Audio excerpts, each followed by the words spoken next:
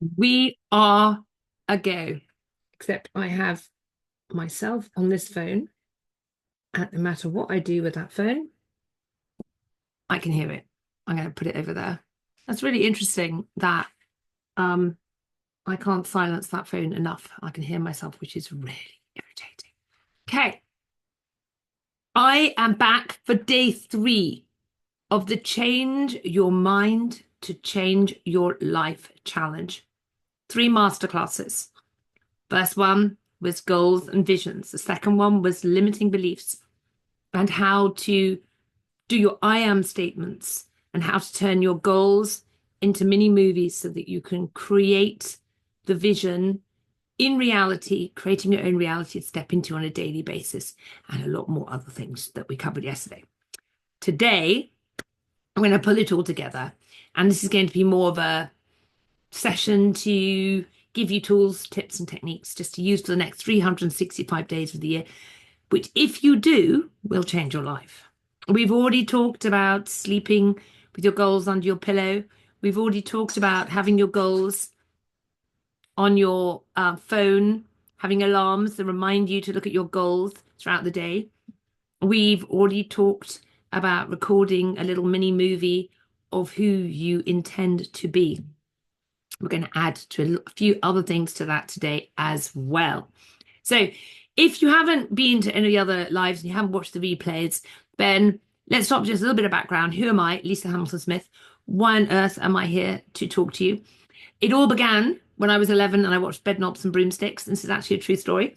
So I really loved Bedknobs and Broomsticks. And in Bedknobs and Broomsticks, it was all about magic. It was about like if you want to fly the bed, you just twisted the bed knob on the old-fashioned bed and you could fly the bed and you could travel anywhere you wanted. And I just thought like a magic carpet ride. How so cool is that? It's all about magic. It's all about being able to declare something and have it happen. And literally, I don't know why it appealed to me so much, but in my life, that's how I started to think there must be ways to make things happen in life. Um, I did some really weird, funny things, like made rituals for myself as a young teen. I desperately wanted a horse. So I was like, when I collect 3 horseshoes, I'm going to have a horse. And it sounds nuts. I'm going to tell you, it does sound nuts. But I believed that when I collected 3 horseshoes, I would get a horse. So I didn't know. Now I have hundreds of horseshoes, but back then I didn't even know how to get a horseshoe because I don't have a horse, right? So anyway, I got 3 horseshoes. I painted them and I put them on my wall. And I'm like, okay, now I'm going to get a pony. And I did. I went, okay, that's interesting. So without understanding any of the science about it or understanding beliefs or vision statements or any of that, I innately knew that there is a um that when we declare something and we decide something and we commit to something and we intend for something to occur, is far more likely to happen. So that was how I started having an interest in how you think and how you create your reality. My father was very depressed. He worked for British Petroleum. He was a scientist, and I know that he wasn't particularly happy in his job. And I mean, he was a brilliant, brilliant man, had 5 degrees, but I observed him not being happy. And so I was like, well, why is my father not happy? And what can I do to make sure I don't end up like my father? Because I looked at my parents, and my mother was a housewife with a part-time job. My father was a scientist, but he was middle management. He didn't get the big money, and he had to work hard doing something he didn't really enjoy because he didn't get the exciting projects. And for the rest of his life, and he retired at 50 because he couldn't bear it anymore. And actually, he had slightly better. He was very lucky. He had 28 years of retirement. So, and he enjoyed that. But he was an unfulfilled man. And I learned from watching him how I didn't want to be that. So I didn't know what I wanted, but I knew I didn't want to lead an unfulfilling life working for a large corporation, being told what to do and getting up at work at 6:30 and getting home at 9 o'clock. And I didn't know how to avoid that, but I knew I wanted to be true to myself. Now, I loved animals and I wanted to find a way to ride horses. I was told by everybody, and I've already told the story before, but my grandmother and lots of other people told me you'll never make money out of horses. And consequently, I went to business school because I was told I wouldn't make money out of horses. And I was miserable in my city job in London. And again, I explained it in day one, but I ended up coming back to horses after a very long roundabout path via America, getting married, getting divorced, having a child out of wedlock, blah, blah, blah, blah. I have been there, done that, got the t-shirt. Okay, so my life is quite interesting. Let's just check that I need to let anyone in. No, good.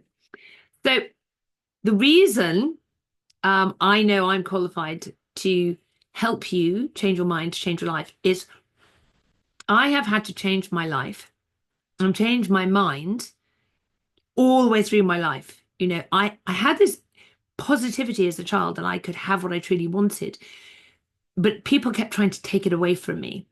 And then by the time I got to my mid-20s, it was starting to fade. And then I did all this personal development and I got a little bit of it back. But I had this like duality of like, you can have what you want, you can't. You can, you can't. And so I lived in this space until I started investigating further and further. But I knew deep down, my heart told me, you can have your heart's desire. You can live an incredible life. You can journey through life like it's an incredible adventure and love and laugh and have an incredible time. But the people around me weren't doing that. So I made it my job to figure out why. And I started in business, trying to look at how to be an entrepreneur. Then I started looking into sales and how was that the secret? And then I started looking into marketing. And then I started looking into mindset. And then I started looking into things like Napoleon Hill, Bob Proctor, Tony Robbins, Gabor Mate, and an endless list of gurus who I have studied and I consider mentors. So tonight we are going to talk about you can change your life, but only you can change your life. Internet, I'm not doing slides tonight. After all this ridiculous, no, I'm not on the video and the slides is. I'm just going to talk to you tonight. I have notes, but we're not doing slides. Also, because I wrote lots of notes and I'm not very good typist, so I wasn't going to type them all up and then have slides where you couldn't see me. So you're just going to have to deal without slides. Having had slides, you have no slides. And then ultimately I will OBS it. And in the future, we can have me and the paper. We can do it properly. But right now, you can have me. So I'm going to read my notes. So you are, just going to double check. I am, yeah, everything's good on the screen here. Everything's good. Yeah. You can change your life, but only you. Only if you want to.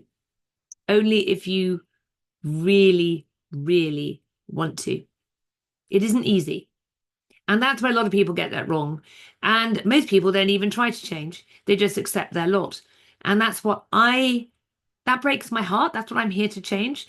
I am determined over the next year to change people's lives, to find people who have kind of given up. Maybe they have money, but they don't have love. Maybe they have love and they don't have money. Maybe they have neither. Maybe they have both, but they have a goal they cannot achieve or believe that it's too late. I am here to tell them, no matter what you think, it's not impossible. If you are committed to a particular outcome and you give it everything, there's a very good chance you can get it. And if you can't get exactly that, you're going to get something as good, if not better. Okay, you got to be a little bit flexible in your approach. We'll talk about that in a minute.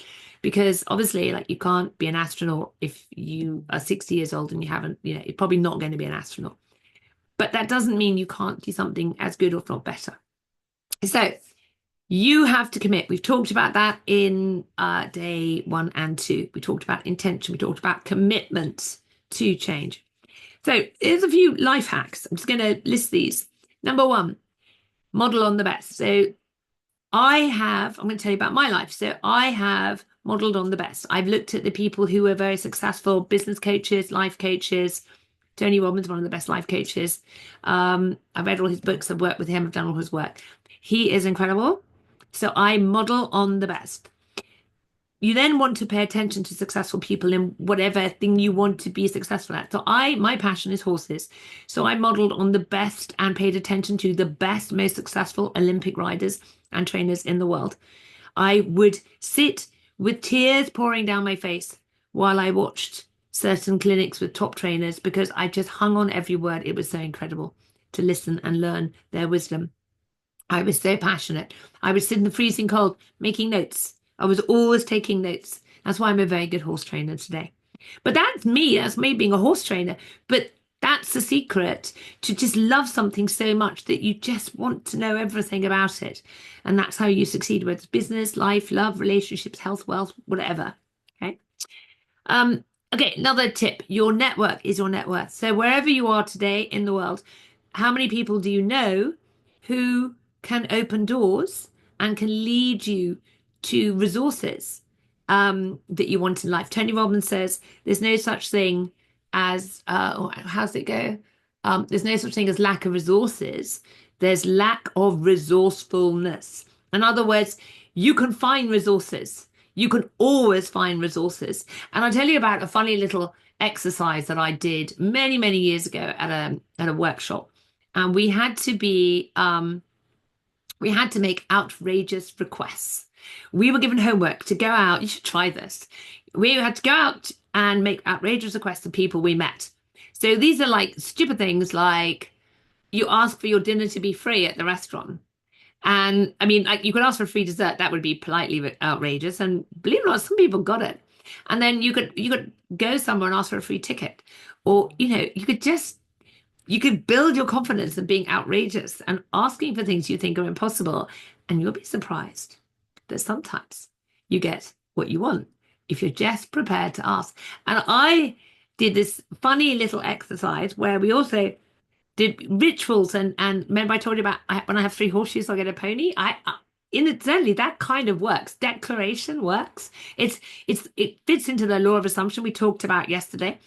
So if you we've given charitable projects to do in this workshop, and you would then write down what we would get as a result of giving our humanity to our project that week.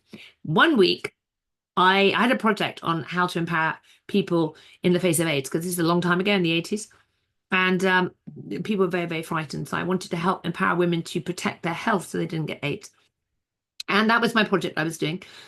And I wrote down, as a result of the charitable work I'm doing and empowering people in this area, I am going to, because I wanted to get married, I'm going to get 3 marriage proposals. I mean, it was absurd. It was ridiculous. Okay. Because I had a boyfriend who had left me, I'd broken up with. Um, I had a guy who I know was kind of interested in going out with me. And so, I mean, I suppose you could argue, well, maybe they would be people who'd want to marry me, but there was no marriage proposals on the table at all at the time I wrote that down. Yes, my ex-boyfriend asked me to marry him. The guy I hardly knew asked me to marry him. But the one that's absolutely incredible, because I said 3. I specifically declared that I would have 3 marriage proposals that week as a result of the work that I'd done for the universe. I got a man who I was introduced to 5 years earlier phoned me out of the blue. And when I was talking to him, he said, well, why don't you marry me? I'm rattling around in this big house with 4 dogs on my own. Come and marry me. And he was serious. So I got 3 marriage proposals as a result of making that declaration. Now, I can't really tell you how that worked, but other than I know that somehow when you make a declaration, everything works. And just maybe, as we're all connected energetically, that kind of like, when you think of somebody and they phone you, that maybe my thinking is what made that guy call me. I mean, I don't know. The other guys are a bit more obvious, although there was no intention to marry. I did actually end up marrying one of them. Didn't last, but there you go. It's a whole nother story. So I'm just telling you that story about the power of deciding, and in that I am going to, this is happening. I am because what I did is not I am going to, I'm doing this thing. And as a result of that, this is what will happen. And the assumption that it would happen, and it did. Anyway, so there you go, power of assumption. Your network is your net worth. Be around powerful, interesting people who you want to be around. Don't be around lazy losers, right? It sounds so bad, but if everyone around you is negative and sits on their backside, eating bonbons and chocolate bars and drinking lager and beer, and you want to make 1 million, that's not the people. Those are not the people you want to be hanging out with. It sounds obvious, but often our families hold us back, our peer group holds us back. So get out of your peer group, go and network with people who are striving to be the best they can be. That's very, very important. Um, if those of you are saying, I have no time, use your time really effectively. We always have time if we really look at, we can carve out time if we want. The reason when we say we have no time, I mean, and I use this one lot, so I understand. I'm like, I'm so busy, I'm so busy. Really, you're busy because you're focusing not on the right things. So you've got to maybe let go of some things if you're too busy, and you might genuinely be too busy. Then you have to, what will you let go of to achieve the things you really want to accomplish? And then there's also something called net time, no extra time things. And that's, for example, listen to a podcast while you're driving, or while you're typing up documents or checking your emails, listening to a book that you wanted to study or whatever. So there's time where you could be doing something different, doing two things at once, and you're driving the car, nothing else you can do, so you may as well listen to something that's no extra time. That's how you can get more time. Um, we talked about the visualization, taking 5 minutes to visualize your day is really, really important. We'll come back to that in a minute with one of the daily exercises. And I want you to look at what I'm talking about today, and I want you to actually think of applying this now to the rest of the year. This is the 1st of January, 2024. If you've written yourself a letter and or you've written all your vision statement or your goals out, you will have something you want to have accomplished by the end of this year. Now you have to set a plan. You have to, call it the Merlin principle. If you've got this accomplishment, maybe you have a job right now. Let's take a simple example. Maybe you have a job right now that you like, but not very much, and you'd like to start your own business, but you don't know where to start.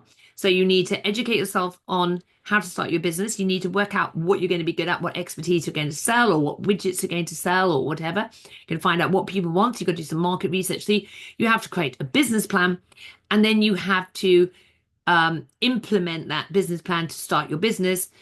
And then you have to actually create the business, market it, do the sales. And then by the end of the year, you'll have your business and maybe you can quit your job.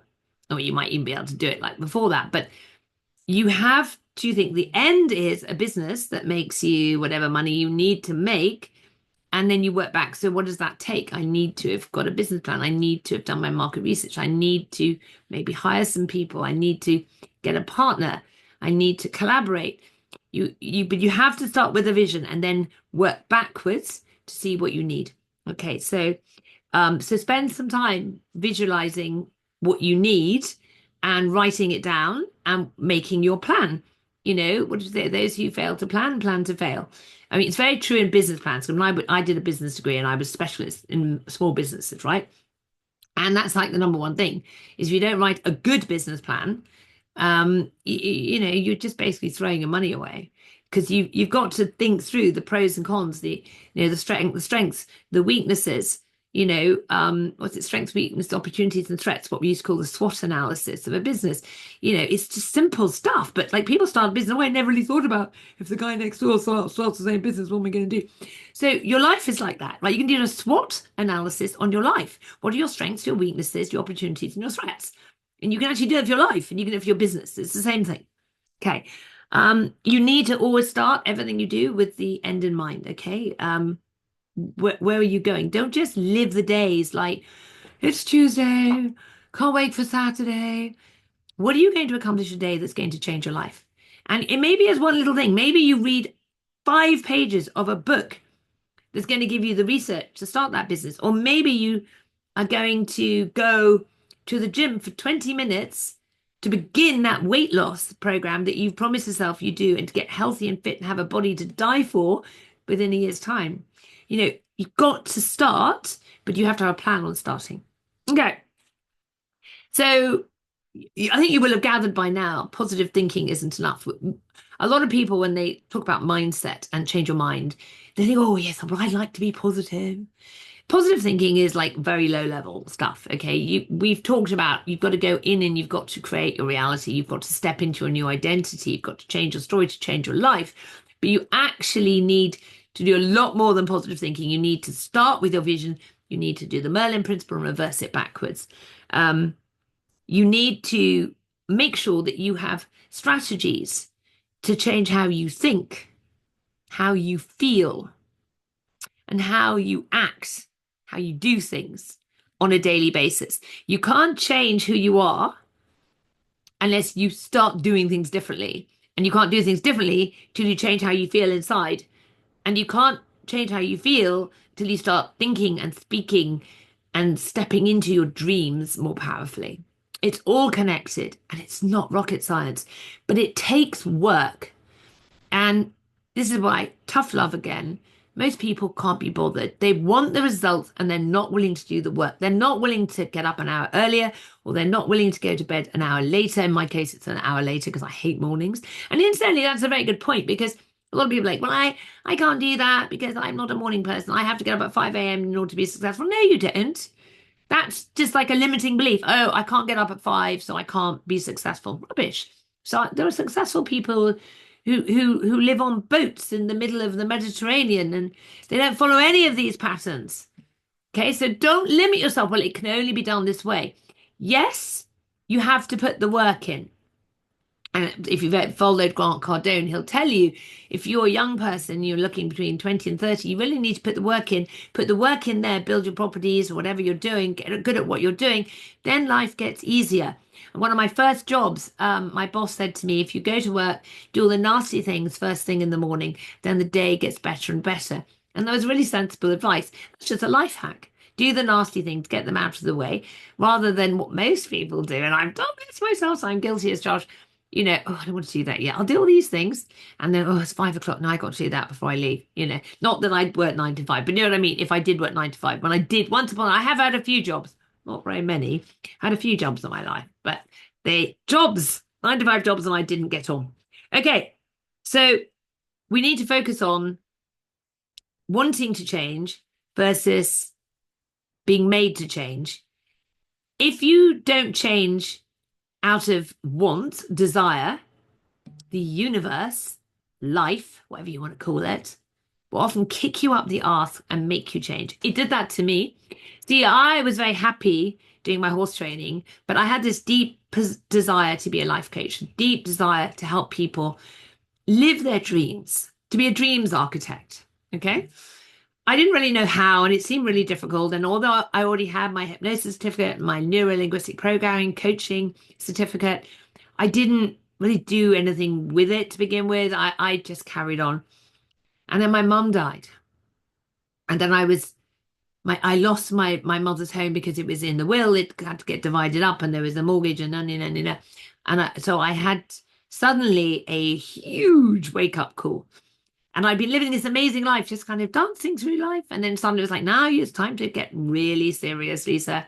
If you're ever going to do this thing you once said you really wanted to do and you thought you were about, it's now. I was made to do it. So there's often two reasons we change. One is we're made to, or we choose.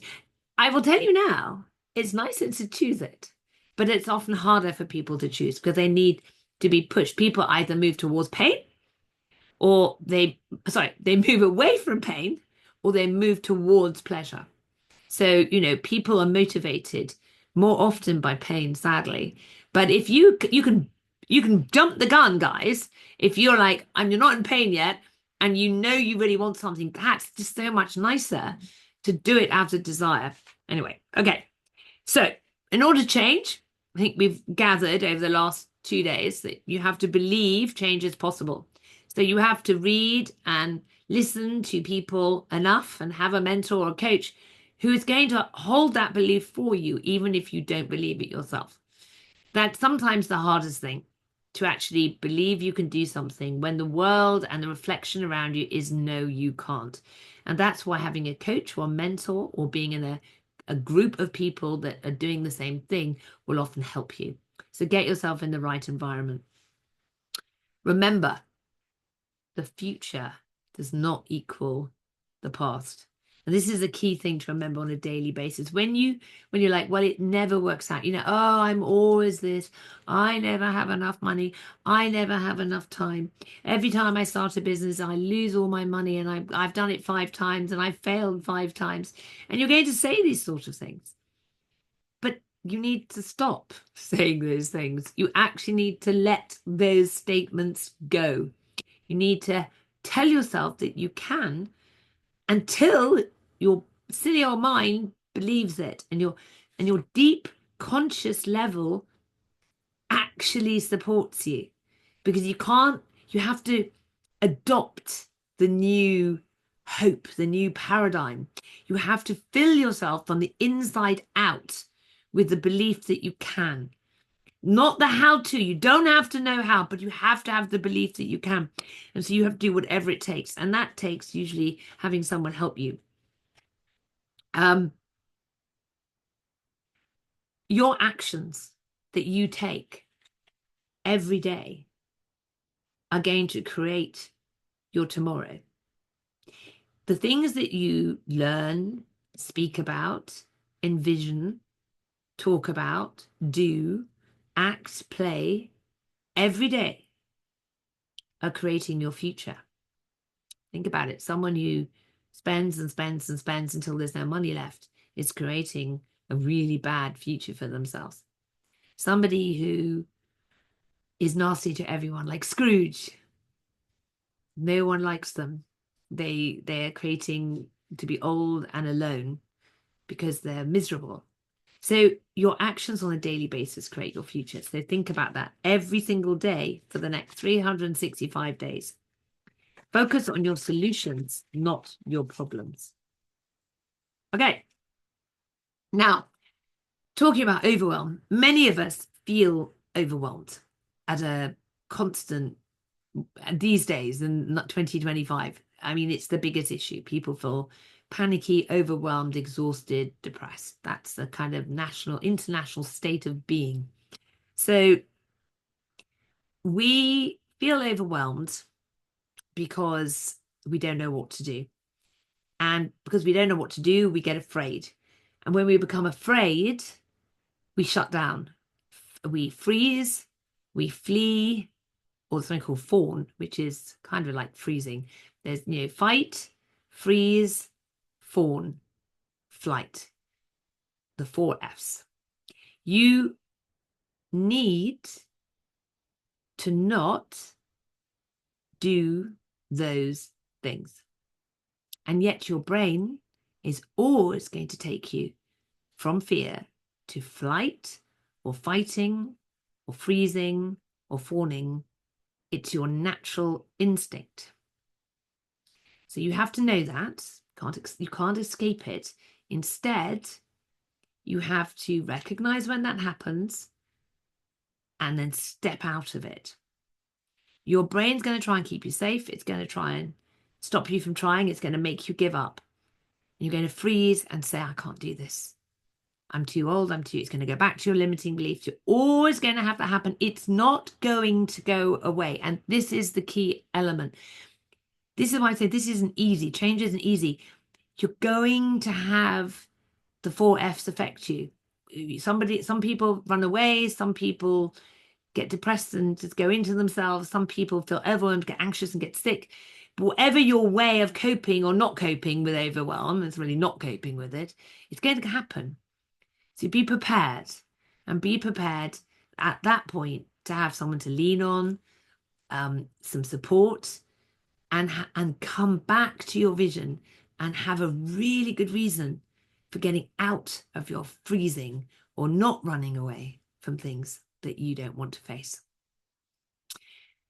If you are living and breathing, anything is possible. Miracles happen. Read books about miracles, extraordinary things in this world. So sometimes you have to just believe in miracles. Sometimes you have to believe that something extraordinary is possible to get out of your fear. Believe that we don't have all the answers, that there may be other ways and solutions out there that we can't even imagine right now. That just gives you that word we talked about yesterday, possibility. Be curious about what's possible, and you can get yourself unstuck. You can change. There is absolutely no reason you can't change. And you will fail, and you will fail repeatedly over the next 365 days. But that's cool. We love failure because failure is feedback. Okay, remember that. Every time you fall over, you get up. You go, oh, well, it's muddy and I got the wrong boots on, I fall over. I'm running too fast, it's slippery, I fall over. These are silly examples. You start a business, you fail. Well, what went wrong? You had the wrong partner, you had not enough money, you weren't good enough.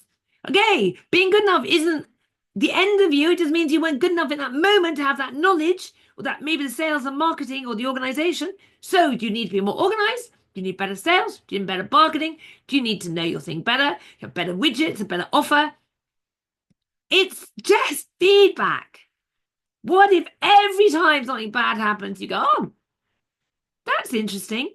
Instead of, what do you normally do? I'm no good. This always happens to me. I'm not good enough. I'm too old. I don't have enough money. No one's ever going to love me. I'm worthless, or any of the above, and many others I'm sure you can think of. Instead, you just go, oh, that was interesting. I didn't like that very much.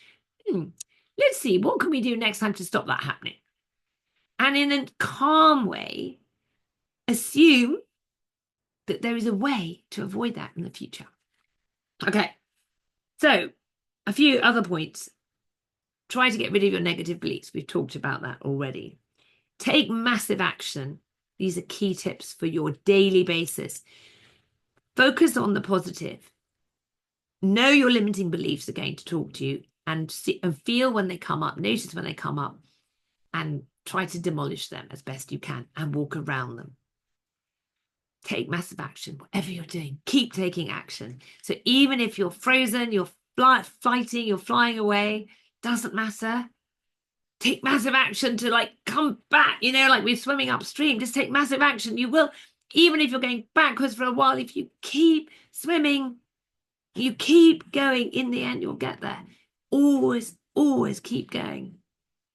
Remember, your value is how much you serve others. I think Zig Ziglar said, if you want to be successful in life, work out how to serve people. The better you serve people, the more successful you'll be.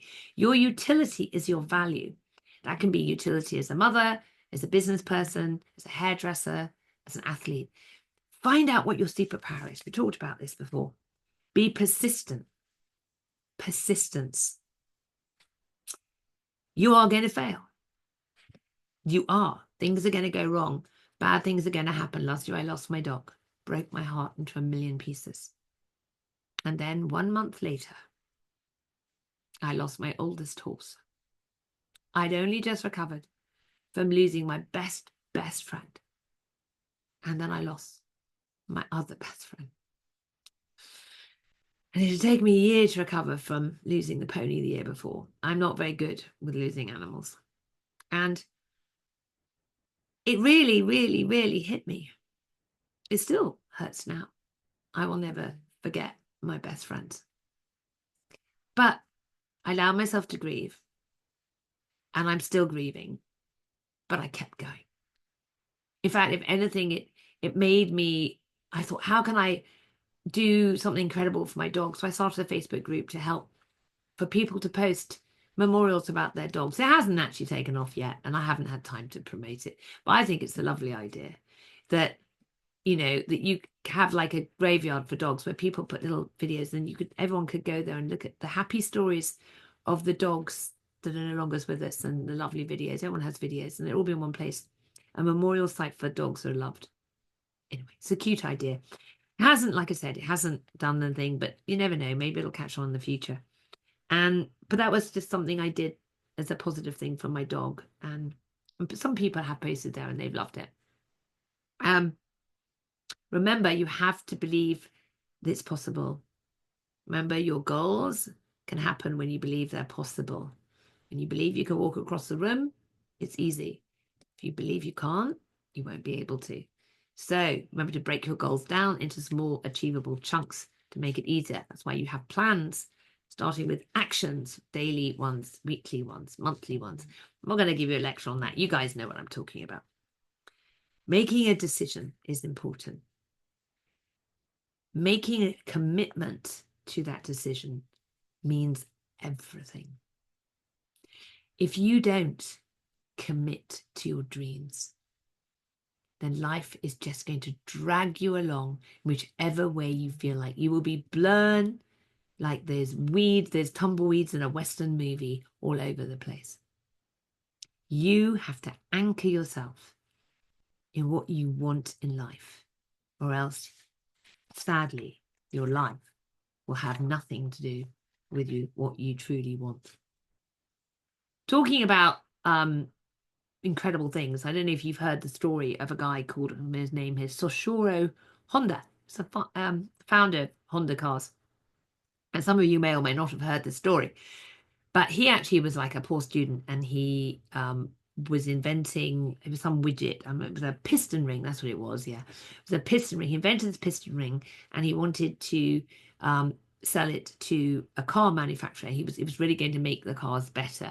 Don't ask me anything about mechanics, but it was going to make things better. And he worked for years on this, and he was like, "This is going to work. This is going to work." And he then got it all together, and he went to the manufacturer and he said, "Look, this is fantastic. You need this piston ring." After 2 or 3 years of working every night, all day on this, they said, "No, thank you." Now, some people would have then just, "Oh, I give up. I'm just going to go and do something else." He didn't. He carried on working on his piston ring, and he fixed whatever they didn't like about it and made it even better. He went back to the company, which I don't know if it was actually, don't think it was called Honda then, it was called something else. And he went back, and this time they bought it. And that sounds really good. You think finally that's it, he becomes successful. No, because then it was World War II, and there was a shortage of concrete. They couldn't build a factory to manufacture this thing that was being built with these pistons.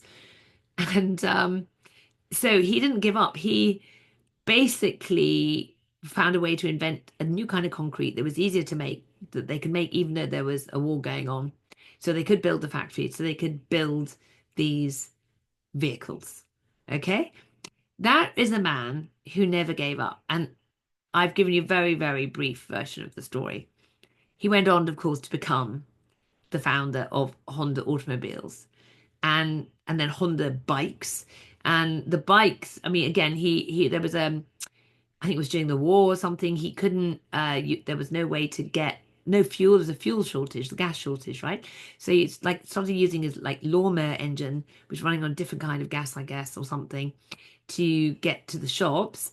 And out of that, he realized you could use this different kind of engine for a bike, became electric bike, which is like became a forefather of the motorbike that we know today, the Japanese motorbikes. I don't know anything about motorbikes, but I think there's some really good ones, aren't there?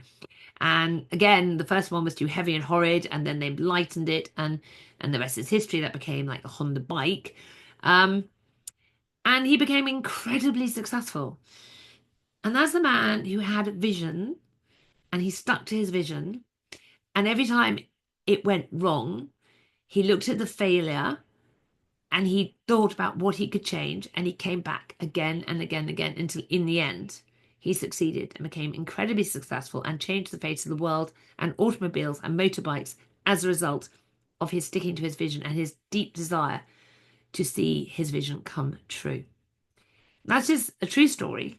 Go look it up. I did told it badly, but you can go and look up the proper story. I'm sure you can find it on the internet. And that's an example of someone and any of you can do this if you stick to what you truly want to achieve. He had passion for his piston rings. Sounds old, doesn't it? But he obviously did. So, what's your passion?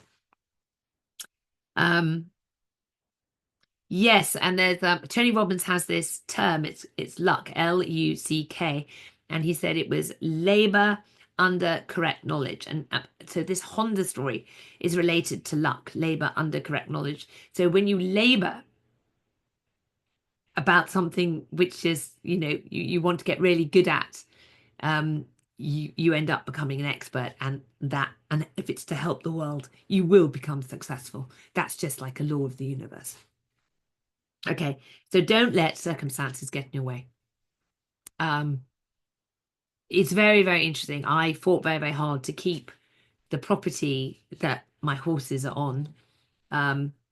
My whole family wanted me to sell the whole property, and I wanted to keep the land for my horses.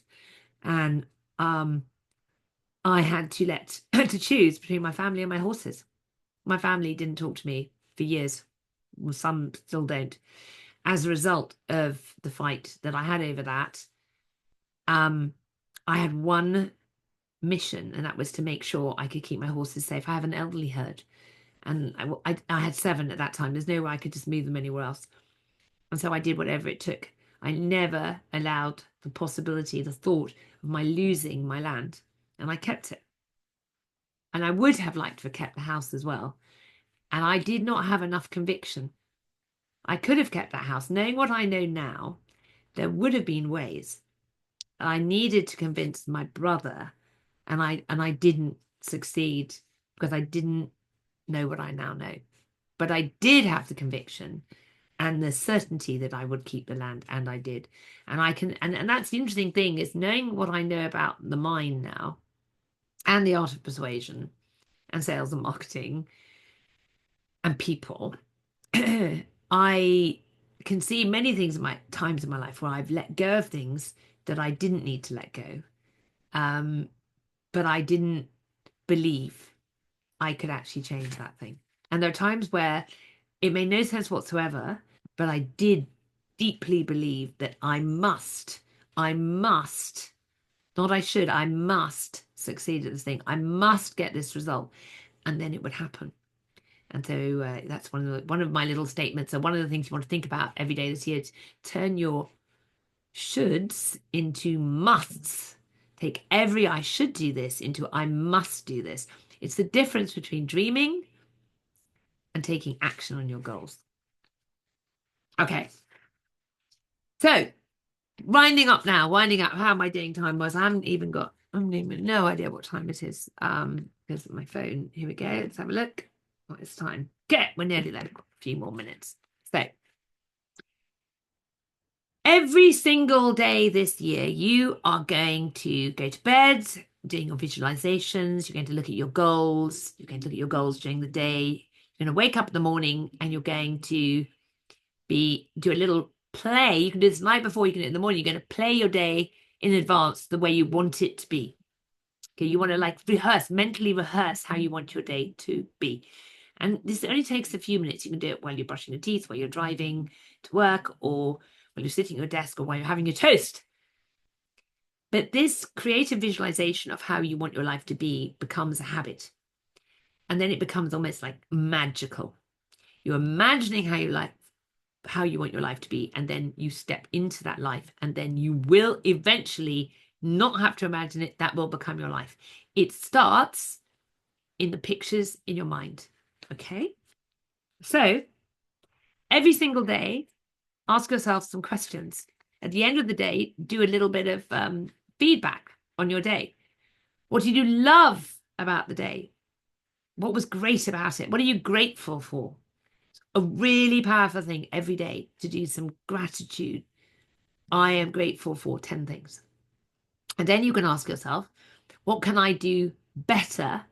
What did I learn today that I can do even better at? Notice I'm not saying what was I crap at today, what was shit, okay?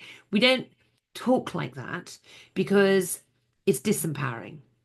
And it's okay occasionally because I do it, but you really want to try and get yourself out of the habit of beating yourself up. It's not helpful. It's like really that's why being depressed isn't helpful. But when you are depressed, you've actually got to love yourself through it. You can't beat yourself up because it'll make you worse. You have to fully accept where you're at, kind of get into bed with wherever the condition in your head is, and then love yourself out of it so you can then start to take action to feel better. So how did it go today? What would you like to do differently tomorrow? And write it down. Start to become conscious of, maybe you're like, oh, I beat myself up all day. I told myself I was shit all day. Okay. Maybe that's what you're going to realize. And you're like, oh, I don't want to do that. Like, oh, I didn't speak to myself positively. I was not pleasant to myself. First thing you've got to do is be your own friend every single day. For the next 365 days, I want you to be your own friend. Okay. Now, what did the day teach you? What did you learn? What can you do better? What could you have done differently?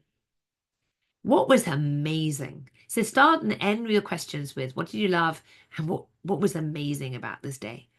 when you start to look at life differently, rather than like, oh, I just went to do that, I ran my business, I was so busy and now I'm exhausted. Maybe you are exhausted, maybe you are really, really busy, and maybe lots of things went wrong. But there'll be something there that you can look back and say, that was cool. Maybe you just saw a red rose and you thought how pretty that was. Or maybe you did something nice for someone. Sometimes a way to shift your feeling is to do something lovely for someone else, and that'll make you feel good. And you only need to shift the tide into another direction, something to feel better. Watch your words. Your words are powerful because your words are in your head. You're going to hear your words, and you need to create I am incredible in your head, not I am worthless. I mean, even if you just say, I am incredible, and your brain's going to go, yeah, rubbish, right? It's why affirmations are quite difficult to do. And they're alone, they do nothing. Just saying, I am incredible, I'm incredible, I'm incredible, I'm a multi-millionaire, super successful, beautiful woman.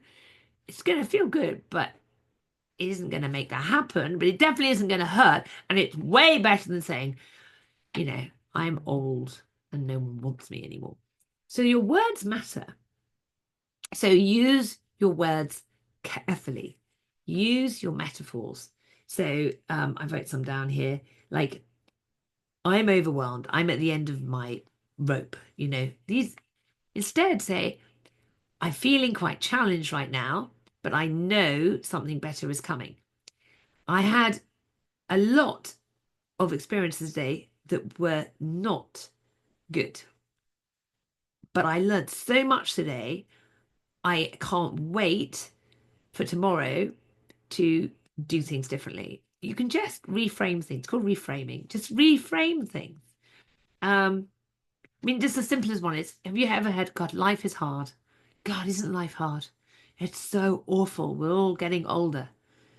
Or you could say, isn't life cool? I'm still here. My friends are all dead now. When we get really old, they do all die. I've watched that. And older people are like, oh, I haven't any friends anymore. They've all died.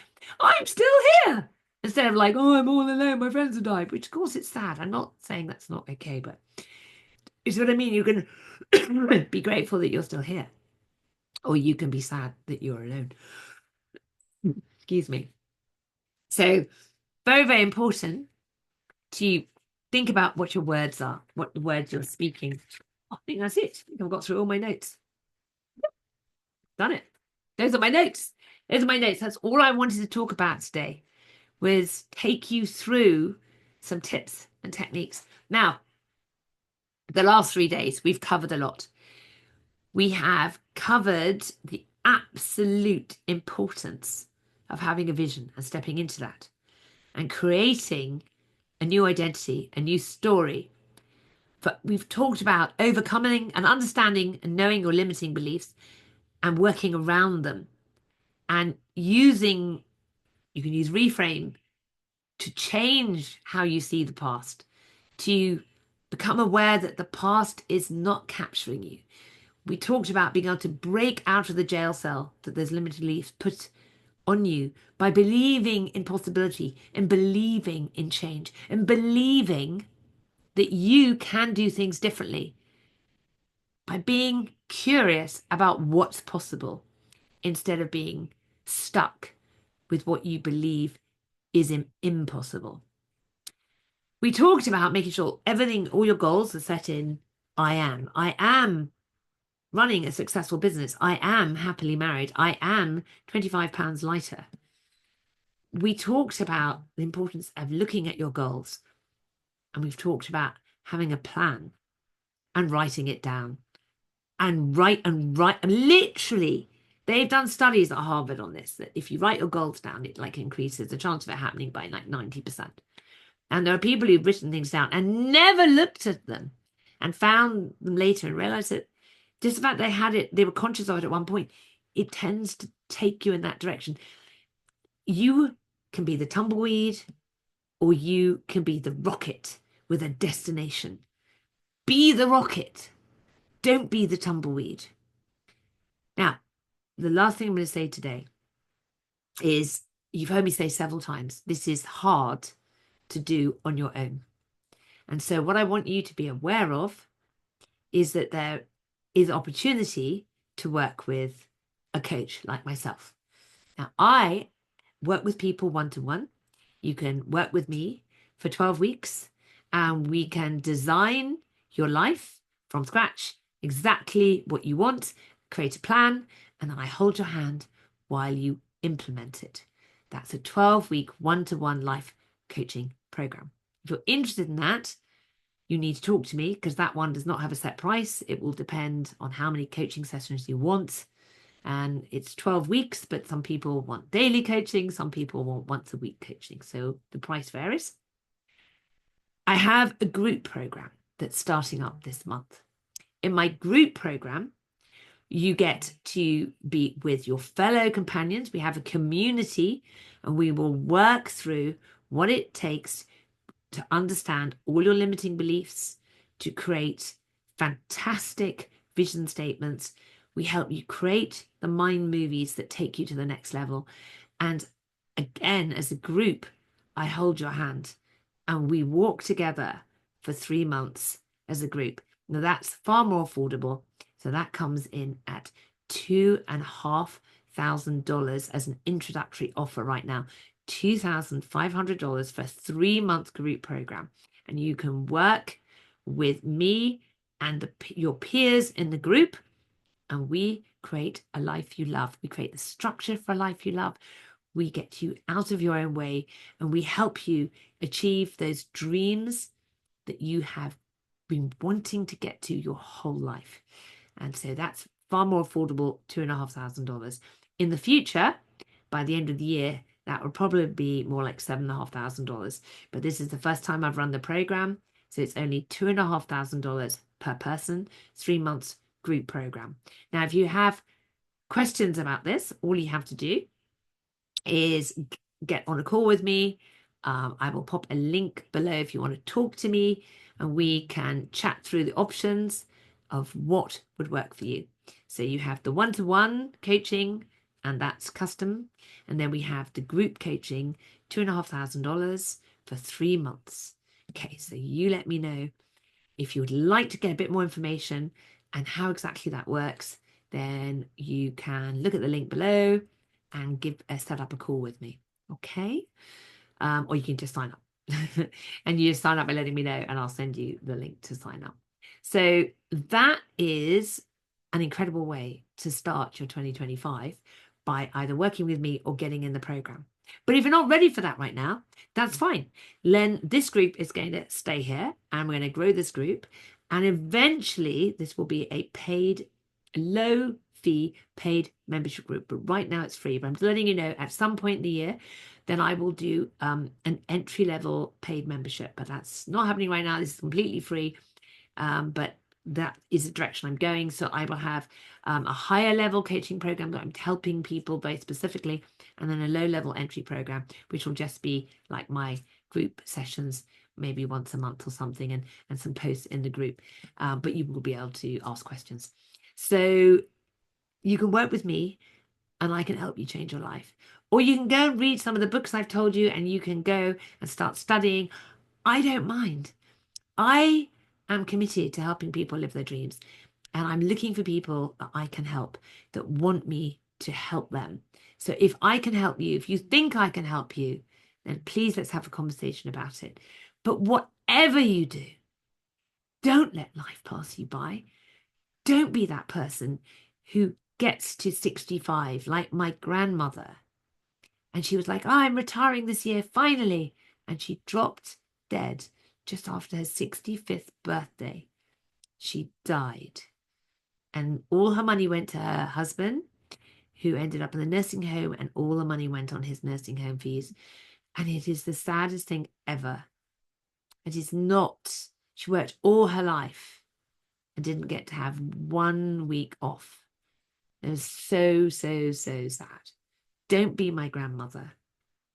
Be somebody who creates a life they love so that when you get to retire or you're floating in your spirit above your gravestone, you look down and you go, wow, that was one hell of a ride. Even if you failed 1,000 times, you kept going.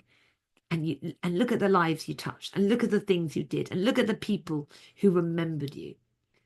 You can't live forever, but you can touch many, many lives. And that's what I'm trying to do. My mission is to help people live their dreams. That's why I'm the dreams architect. And how I'm doing that is helping people change their minds and change their habits to create a life they love. If you change your mind, become a change expert, you can have anything you want. I wish you all a very, very happy new year. I hope 2025 makes all your dreams come true. And I know that if you work with me, we can definitely make it come true. I'll see you in the group. Take care.